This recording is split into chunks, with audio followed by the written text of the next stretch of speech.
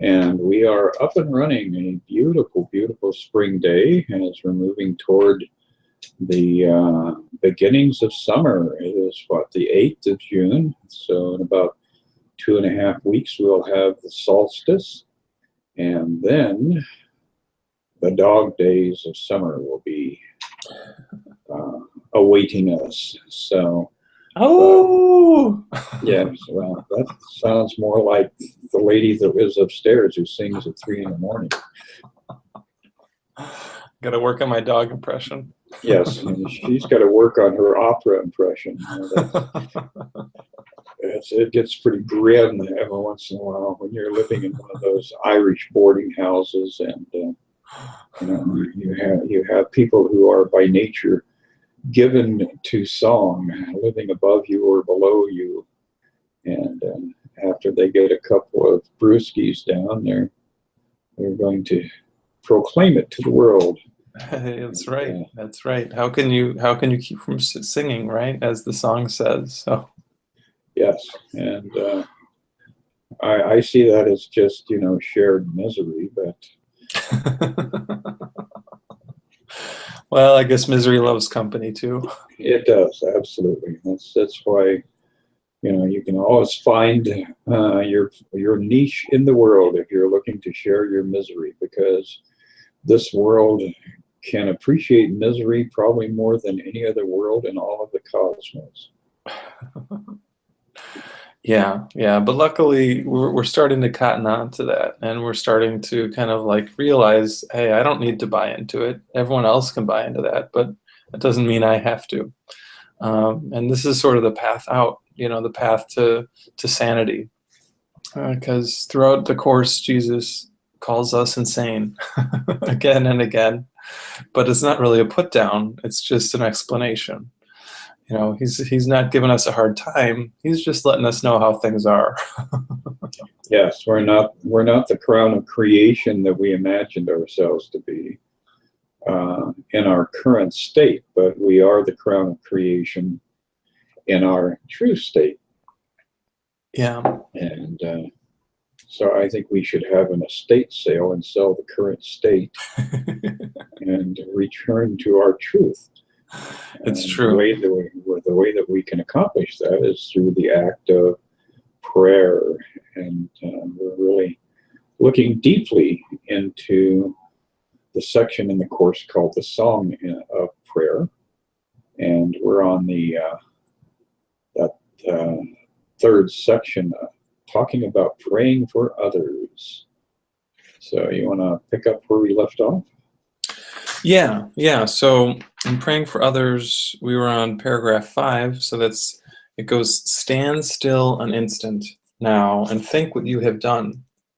And what you have done, just to lead in from the last paragraph, is you have made of your enemy your salvation and your escape from guilt. Your investment in this escape is heavy, and your fear of letting it go is strong. Okay, so, and then he says, stand still an instant now and think what you have done. Do not forget that it is you who did it and can therefore let it go. So he's really helping us to see that whatever the misery, as we're talking about, that we're feeling, on some level we have chosen this. We might not be conscious of that choice, but he's helping us to know this, because the more that we can see this, the more that we can start to let it go. Hold out your hand. This enemy has come to bless you. Take his blessing and feel how your heart is lifted and your fear released. Do not hold on to it, nor on to him. He is a son of God along with you. He is no jailer, but a messenger of Christ. Be this to him, that you may see him thus.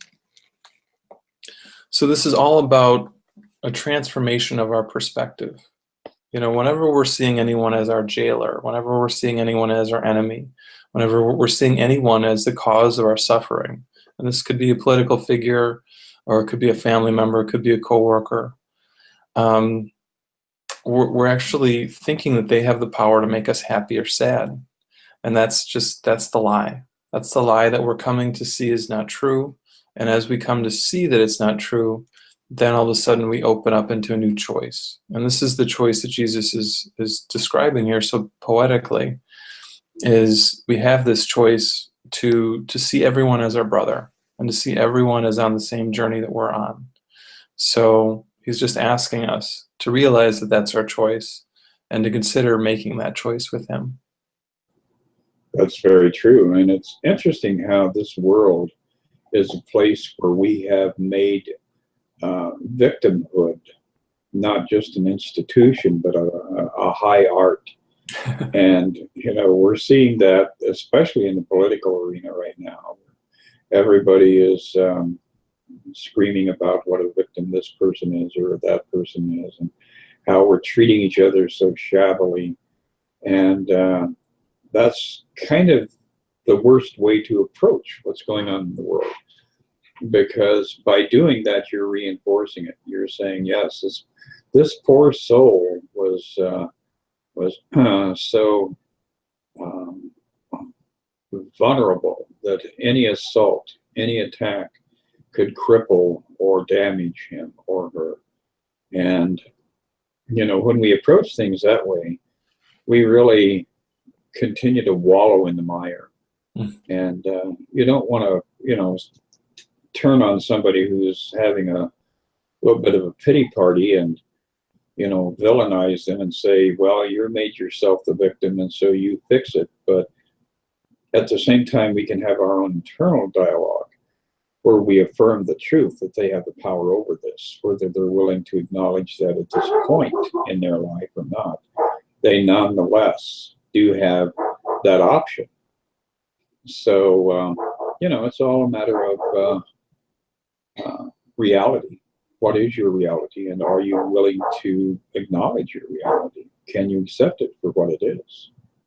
Yeah, and when we make that shift, we shift into knowing that we are, in the powerful position. Because this victimization that you're talking about, Chris, it is endemic. It is everywhere in our world, and the thing that we don't realize is that we are willingly, kind of sitting in the back seat of the car rather than the front.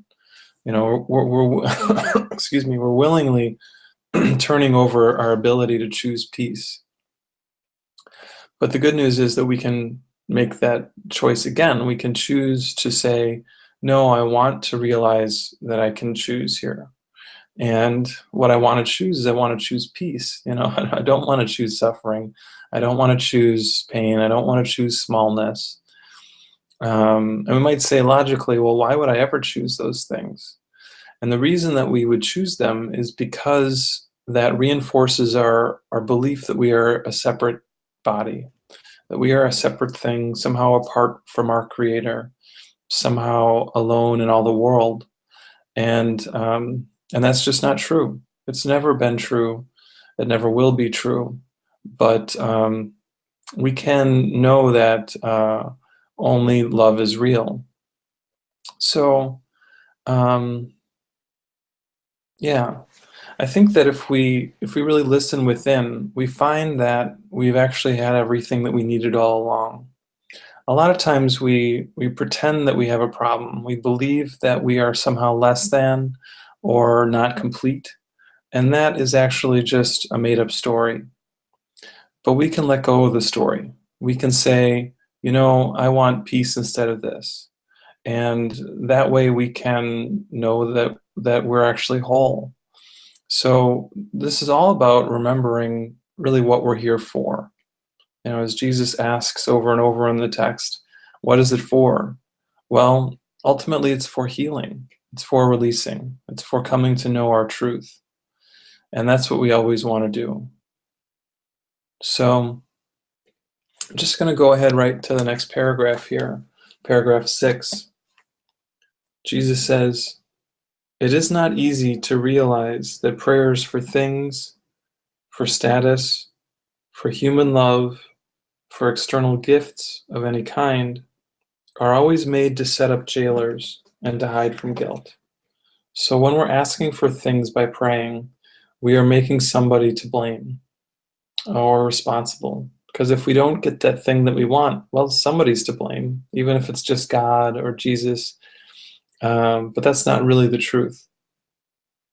He goes on to say, these things are used for goals that substitute for God, and therefore distort the purpose of prayer.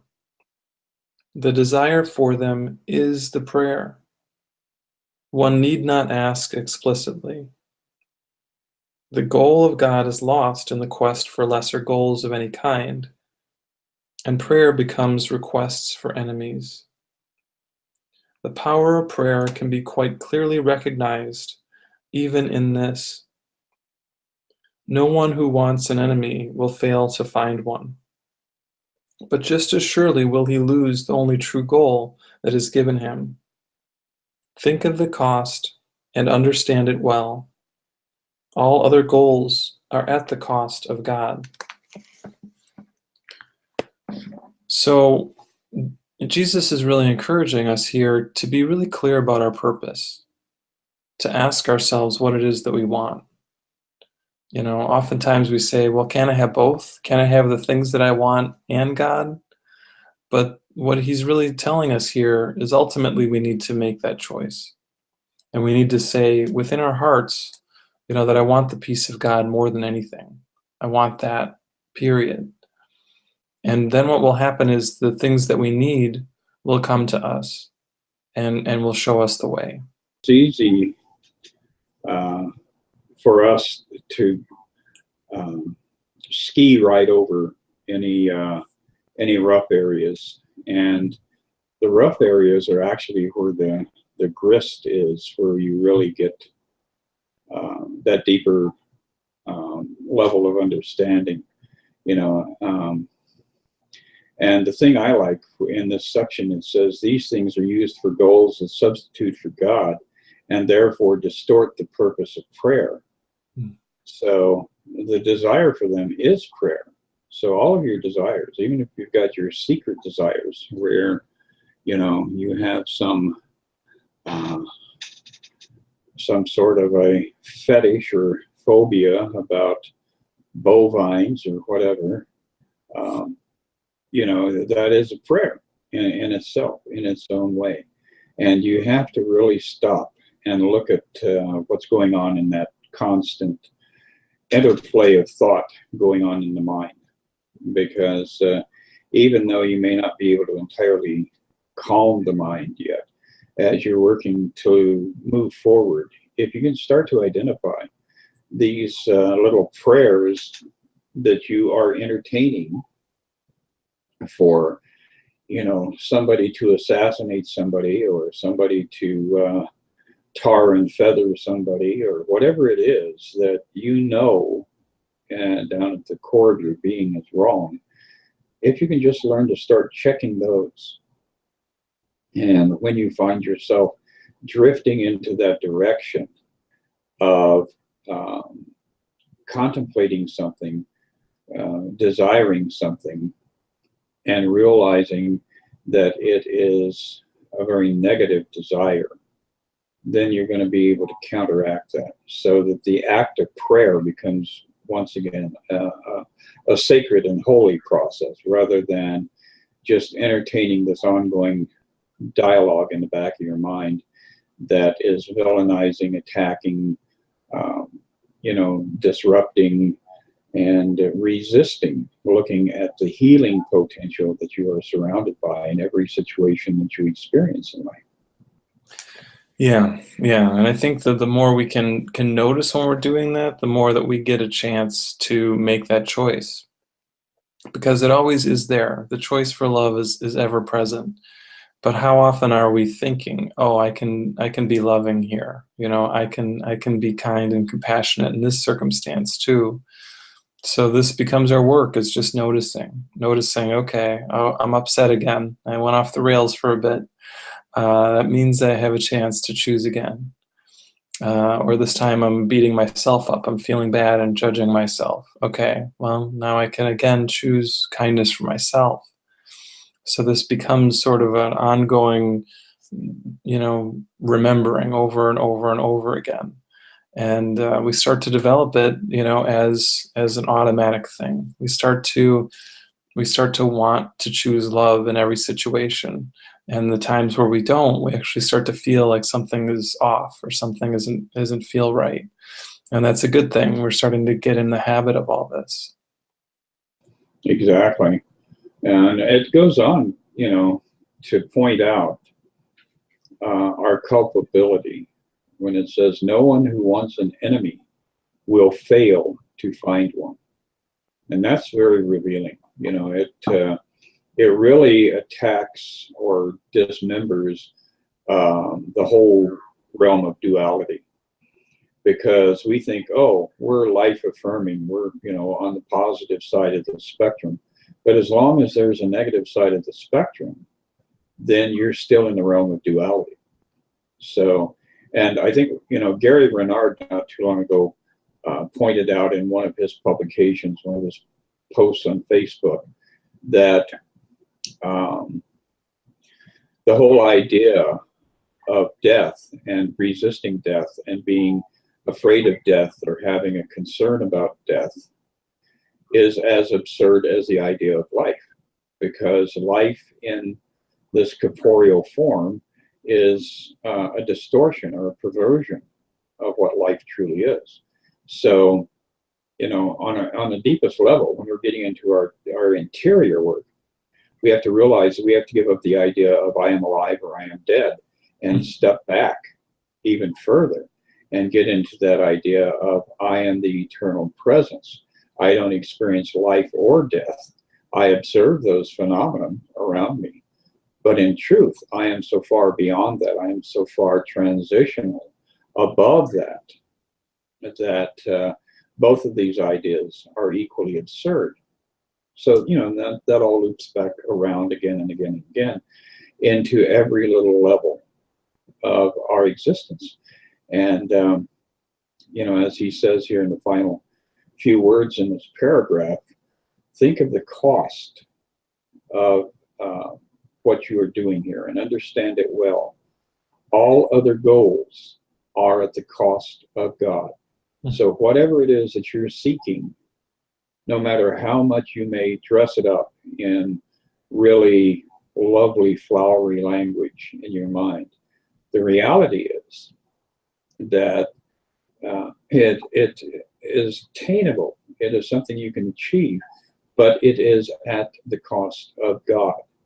So, and Jesus very clearly stated that in the New Testament, a couple of times there when he said, seek ye first the kingdom of heaven. Seek God first.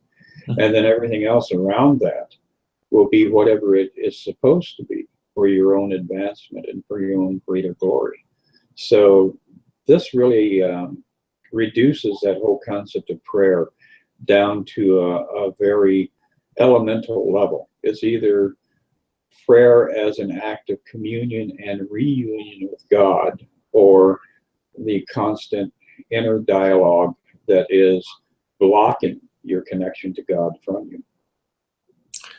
Yeah, it's true. And I know you mentioned this is all duality, and what came to me is it's sort of like doo-duality.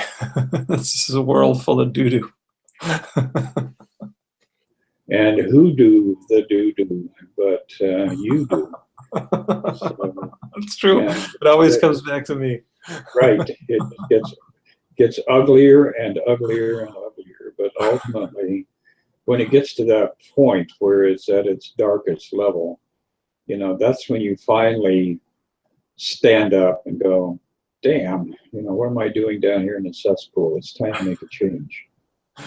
Yeah, it's true. We all make that call to help, that call for sanity, that call for love. At certain points, we just say, no, I can't do this anymore. There's got to be a better way. And luckily for us, we found at least one form of the better way. And for me, this course is the most direct arrow to that experience of our truth. And now the work really is just following the arrow. There are times where I don't want to follow the arrow. I want to go the other way. But then I feel like that doo-doo again. So then I turn back around again. Absolutely. And, once you start learning how to uh, evoke, how to summon the presence of the divine within those that you are interactive with, a friend or an adversary.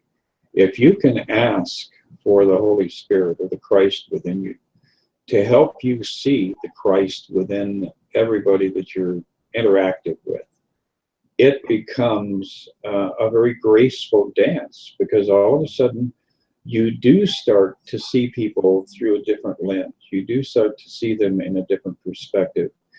And you'll discover the most amazing things that, because of your prejudice, you were blind to see within them. You would never notice that amazing relationship that they had with infant babies, and that amazing relationship they had with the elderly, or that amazing spark in some sort of creativity that is there within them, because your prejudice, your anger, your frustration with yourself has blinded you to being able to perceive it within them.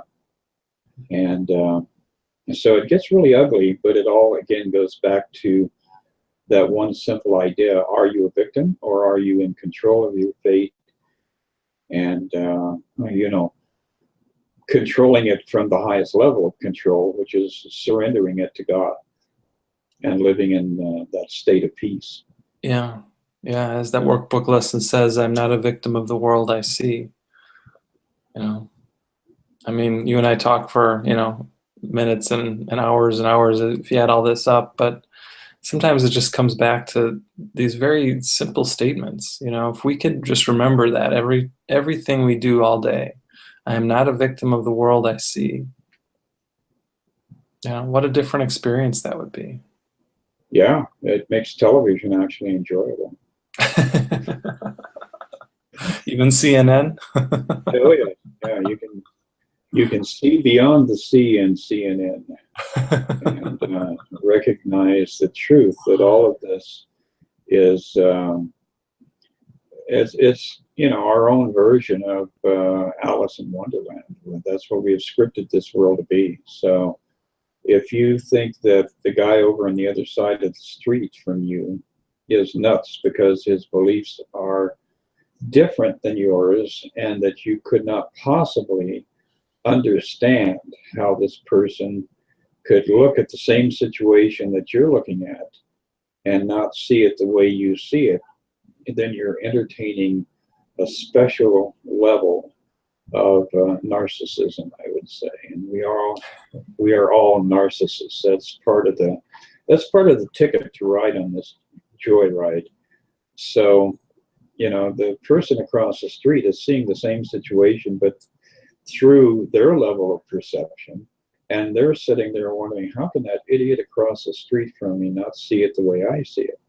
So we really have to look at things from a deeper level, especially on social media, where we're able to broadcast our beliefs and to, influence the people around us, creating, again, the idea of, it's almost like creating the idea of nations, my nation over here and your nation over there. And, you get out of line and we're going to bomb your nation. And, it just gets uglier and uglier and uglier. And it's all because of that one simple fact that everybody sees the world through their own lens and through their own filters. And we really have to be aware of the fact that we're doing the same damn thing. And we have to, take a deep breath and 2 steps backwards. Yeah. Well, I think this is really kind of tying some things together for me. I like that Alice in Wonderland kind of reference, because I know in that story she had this little cake, and it said "Eat me" on it, and she ate it, and she got bigger or smaller. I forget which one. But then the other day when I accidentally cut this guy off in traffic, he said "Eat me" too. So I see this everywhere I go. Yes. Well. And, everybody's crumpet tastes different. That's the thing. So it's not a bad thing. That's the thing that, we do our little diatribes here when we have our chat, but nobody who listens or witnesses these should walk away thinking, oh, that's a bad thing. I don't want to do that ever. Because again, that causes you to load up on guilt. And we're trying to remain free of guilt as we release our attachment to our belief systems that the ego has created for us. So it's a very easy journey, but don't villainize others or yourself. Because if you do, then you've got to work your way out of that level of guilt, and that's, just as obnoxious as any other kind of guilt. Yeah, well, I think that's the perfect message for us as we're kind of closing up this chat today, is to realize that there is no enemy, that we're not the enemy, God's not the enemy, no one else in this dream world is the enemy, that we're actually all on this journey together to coming to know that we are whole, that we are one, that we are complete. So, when we can remember that, it really just makes our lives a lot smoother, because we don't have to fight people. We don't have to fight ourselves. We can just be, we can just be of assistance and joyfully have a good time together as we remember the truth. Exactly. And every day is so rife with opportunity to turn, an ancient hatred into a place where love is reclaimed. And that perhaps is the best message we could leave for everybody out there for the weekend and for the advance of spring into summer. Realize that every place that you are, you can make a holy and sacred place just by a little 1 or 2 degree shift in your thinking. How incredible is that? Yeah, we're actually very fortunate that we have that ability. So. And I feel very fortunate to be on all these talks with you, Chris. I really enjoy them. And I'm glad they just keep going. Absolutely. They are a gift that we have given each other as well as ourselves. So it is done with joy and humility and an immense level of love for all of the people who actually encounter our little dialogues. Yeah, for sure. For sure. I hope you have a beautiful rest of the day and a great weekend, Chris. You as well, and we'll be chatting in a week. All right, sounds good.